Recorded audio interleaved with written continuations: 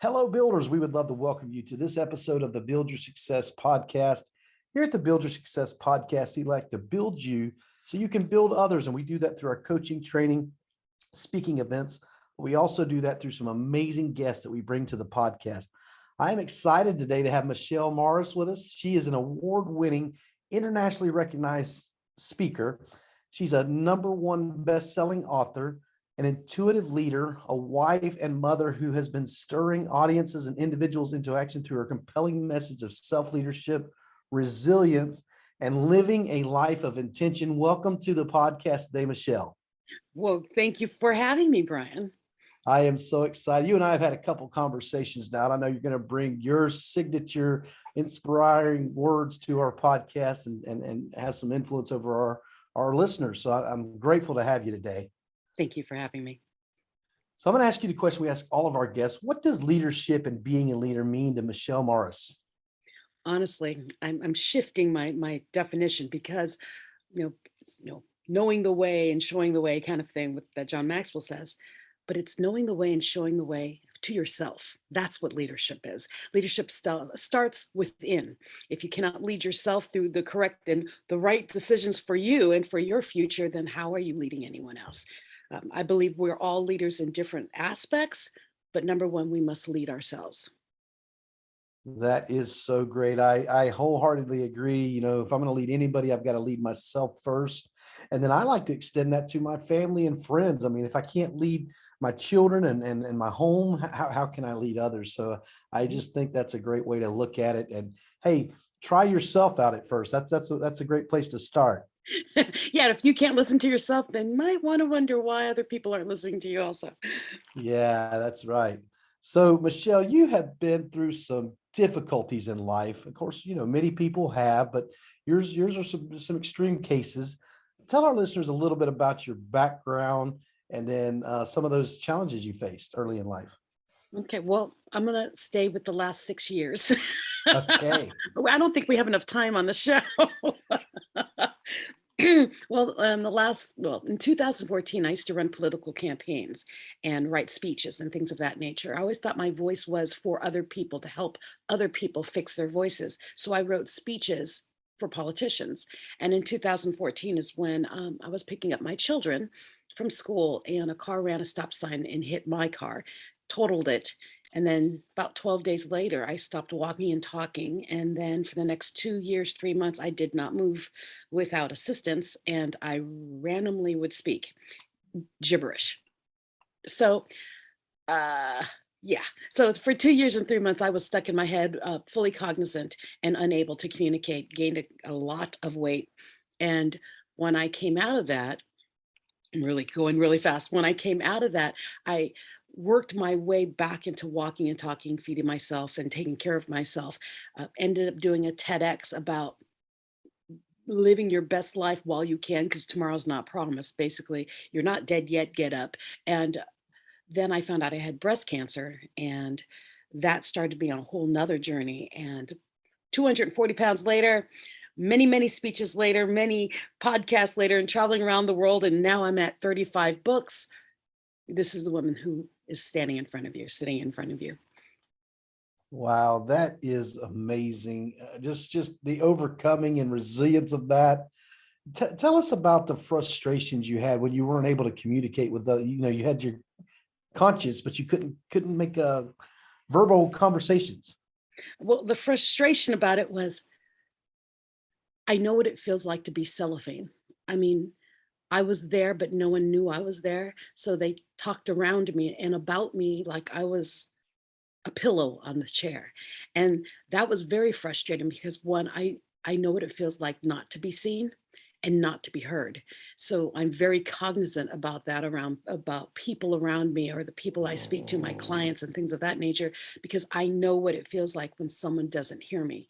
That was ridiculously uh, frustrating. And I think that's probably why I came out talking as much as I do is hear me, hear me. I didn't get to talk for so long.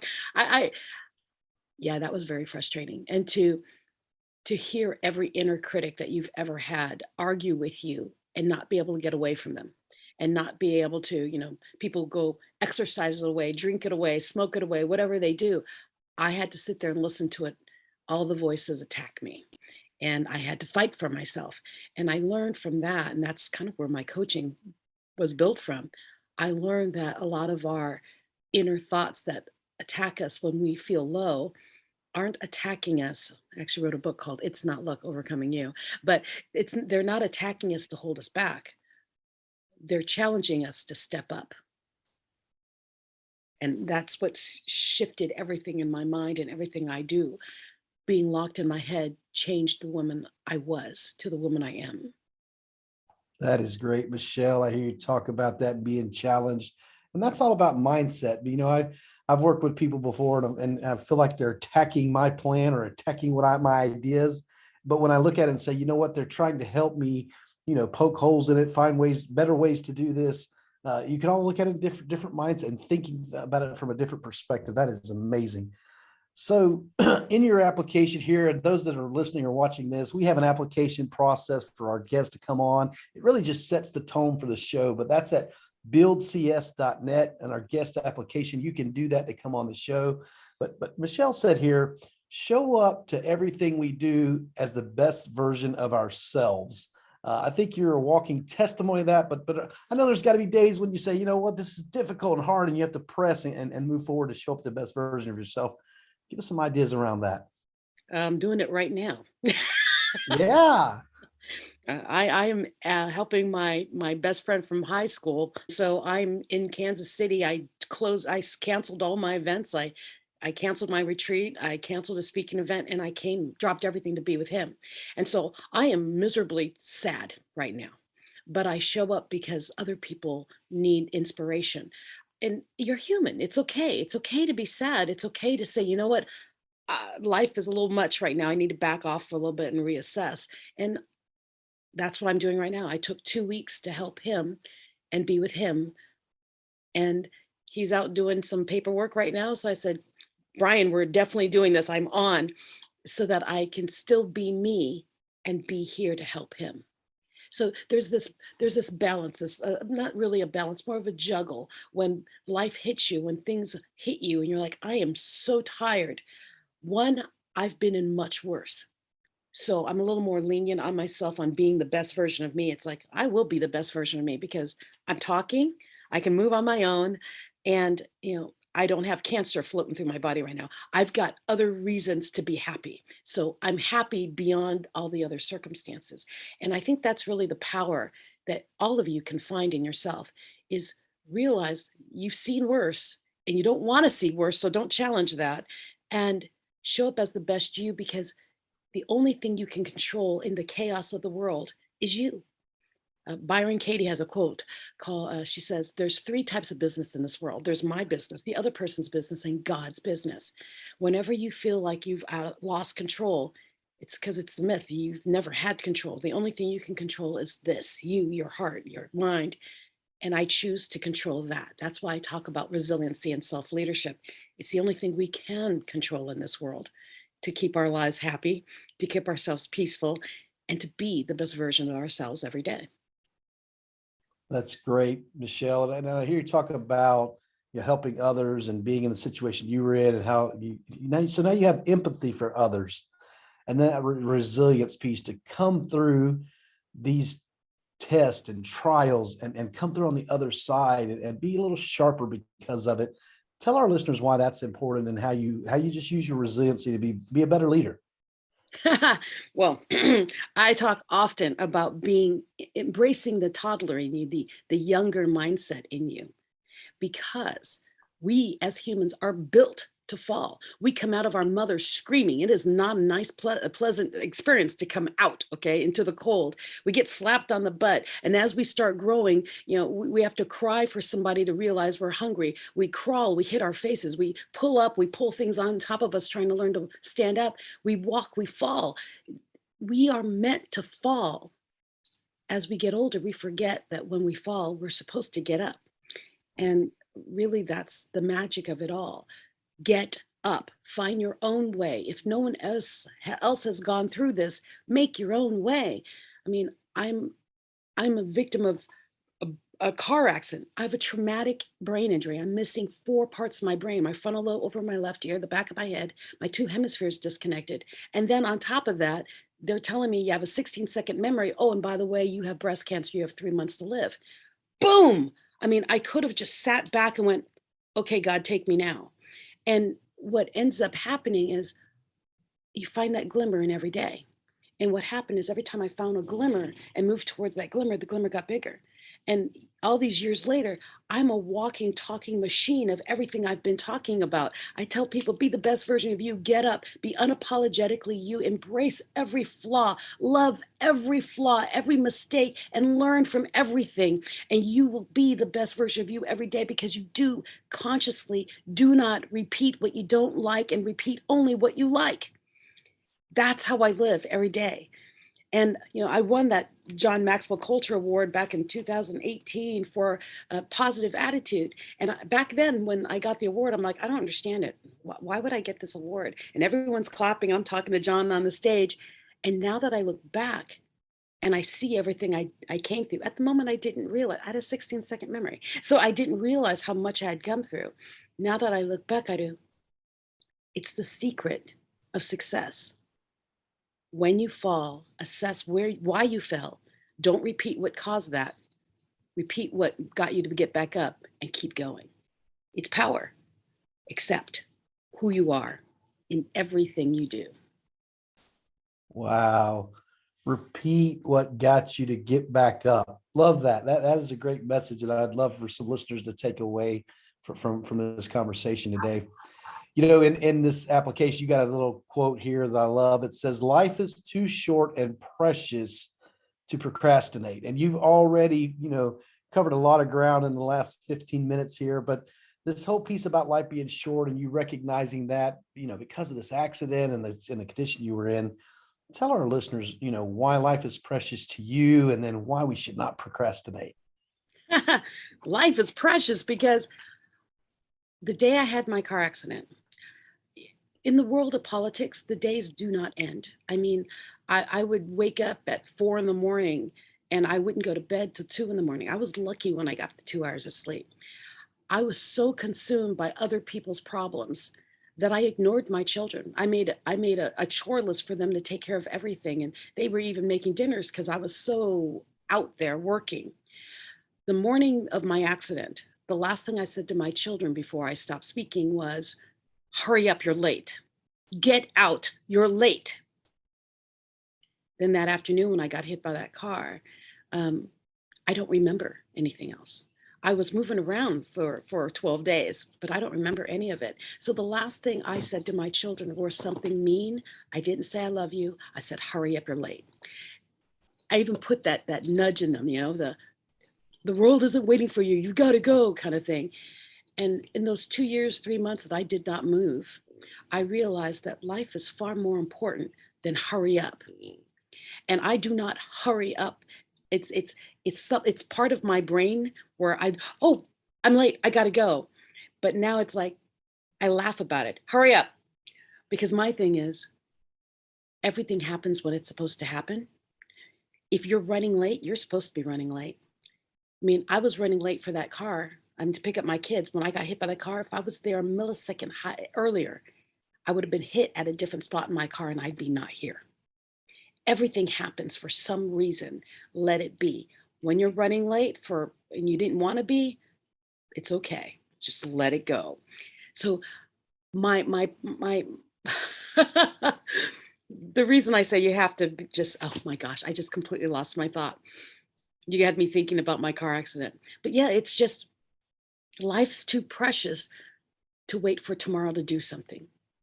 I did in under 4 years everything I wanted to do in my first 47, 48 years of my life that I kept waiting for my kids to get older, waiting for me to have X amount of money in my bank, waiting to drop that next 10 pounds. You're never promised tomorrow. And I learned very quickly from that car accident, all my tomorrows were gone and they talked around me like I would never talk and walk again. I watched what life would be like without me in it while sitting amongst it. Life's too short to play small. If you have an idea, God gives it to you because he wants you to move on it, not think about it for the next 20 years. Do it now. So everything I thought I couldn't do because I wasn't ready enough or I wasn't good enough. Oh, I'm a speaker, but I don't speak about that stuff and I've never done that before. Wait, wait, wait, wait, wait, wait, wait. Hit by a car, lost it all. Given a 16-second memory. The big gift in that was I know, even with a memory as short as mine is, I can succeed in the little things I wanted to do. So I kept doing it. In the 3 years they told me, and they told me I was going to die in 3 months with my breast cancer. At the end of the 3 months, I was living really hard, trying to do everything I wanted to do. Well, I did everything I wanted to do, and I didn't die. So I created a whole bucket list, a new bucket list of what I wanted to do. And I'm on that list. I'm about done with that one.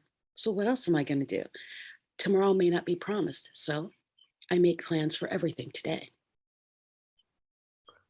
Michelle, this really resonates with me. We buried my stepbrother, 36 years old, last month, and I'm writing a blog article about how he inspired me.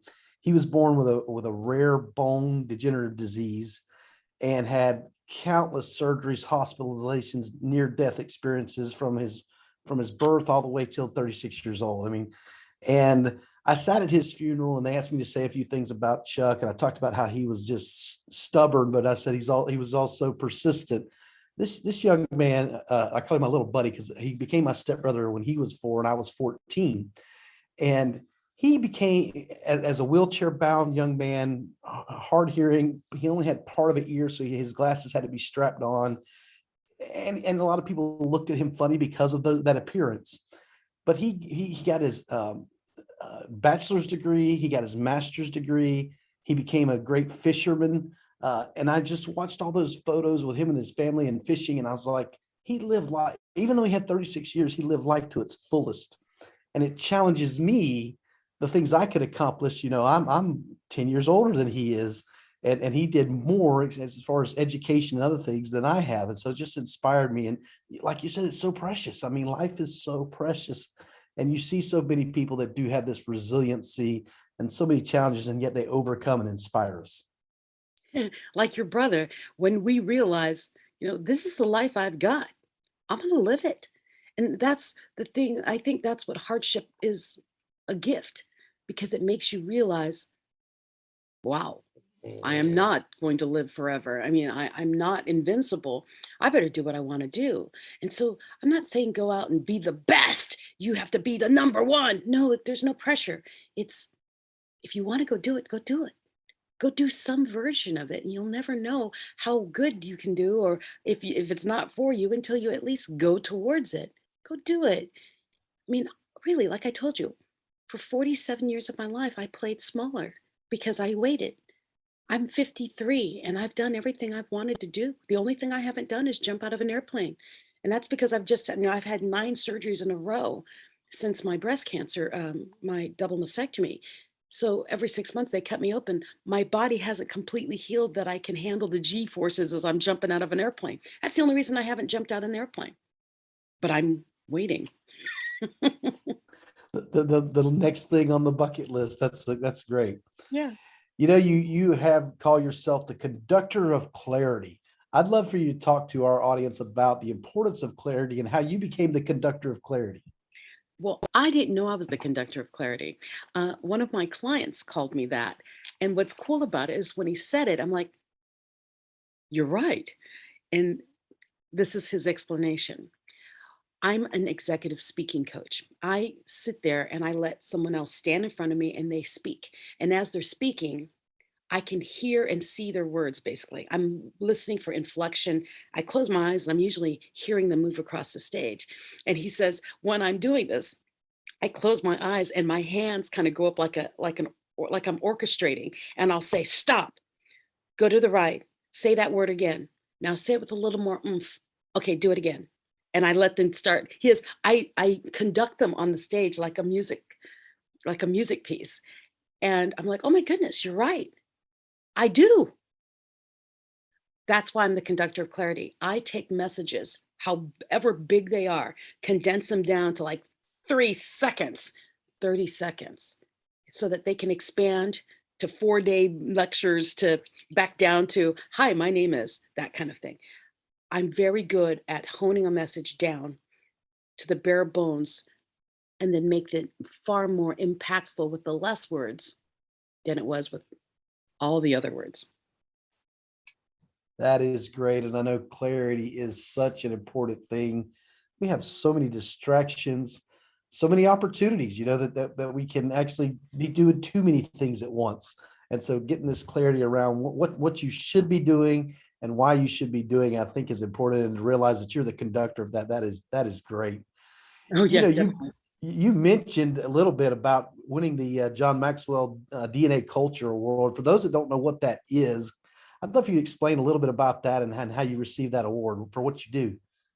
Well, back when I got it, there was like about 8,000 coaches. And I got a notice saying that I got an award for the John Maxwell DNA Culture Award. Remember, I had a 16-second memory. I had no idea what it was. And so when I went to the John Maxwell conference, everyone was, hugging me and congratulating me, and I had no idea what they were talking about.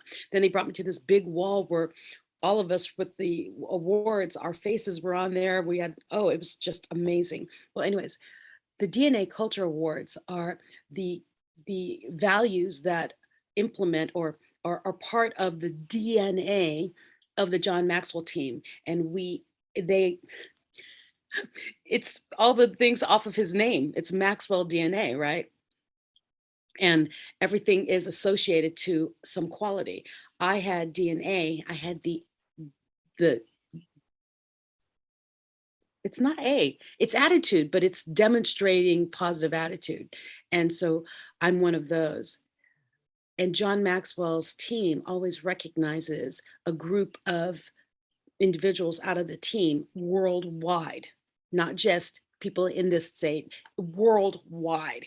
And so when we won, we got to go on stage with John Maxwell, and he interviewed us in front of 3,000 people in the room while we were live streaming to millions. And it was quite the honor to be recognized. And then the people that I was recognized amongst, we became like mini family inside of the John Maxwell family, but huge honor because we've got some high quality coaches in the John Maxwell team, and to be recognized as part of that cream is, wow, amazing. And then from that group of the John Maxwell, the DNA folks who won the Culture Award, there was one who won the overall. And that was just stellar. He was out of Valenzuela. But yeah, I hope I explained that. My brain's going all over the place right now. You did. I just want to make sure for clarity, so some of the audience would understand what that really, because you kind of brushed over it earlier, but that's a big deal. It's huge. And I think our team now is up to 40,000 coaches last time I heard. So that's just amazing to be a part of such a great team. And as you alluded to, for you to get an award as part of the cream of the crop, that's just fantastic. And kudos to you for that. Thank you. So if our listeners want to find out more about Michelle and more about what you do, where can they find you? The best way, because I have a brain injury, my website is my name. It's everything. So Michelle Mras, MICHELLEMRAS.com. Or if you want to like text me and all that other stuff, you can go to MichelleM360.com, and that will give you direct links to Facebook and all that other stuff in my text messaging. But my website's the place. You want to subscribe because I think I give away a free PDF of one of my books. I've got like 30 something books. So you get a free gift when you do that and sign up, and then you can follow what's going on. And I've got albums coming out. I've got movies coming out. There's a lot going on. Yeah, you are a busy person. We've been trying to schedule this podcast for a few months. So definitely we've been busy and we finally got it done. So I am grateful to have shared Michelle with our audience today. I thank you for listening to this podcast. Do me a favor, go to wherever you're listening to this podcast, give us an honest rating, review, and share this podcast with others. I know Michelle gave us some great insights that you can share with your family and friends. Thanks for listening to the podcast. Remember to build yourself and build others.